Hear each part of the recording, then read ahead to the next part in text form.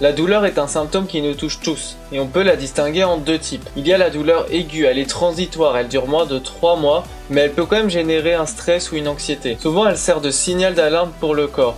Si je me coupe, ça laisse une porte d'entrée pour les infections, donc je vais avoir mal. La douleur chronique, elle dure plus de 3 mois, elle peut être permanente. Et attention parce qu'elle peut mener à une dépression. Et en plus c'est une douleur qui est inutile, elle n'a pas d'intérêt pour le corps. Au contraire, elle va plutôt être destructrice au niveau mental et moral. Pour évaluer la douleur, on peut déjà utiliser une échelle d'auto-évaluation.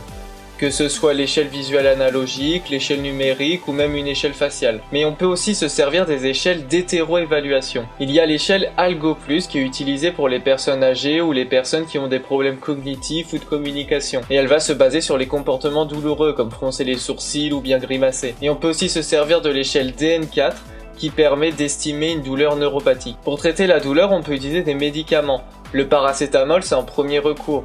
Pour une douleur un peu plus forte, on peut utiliser le tramadol ou la codéine. Et la morphine, c'est vraiment pour les douleurs très fortes.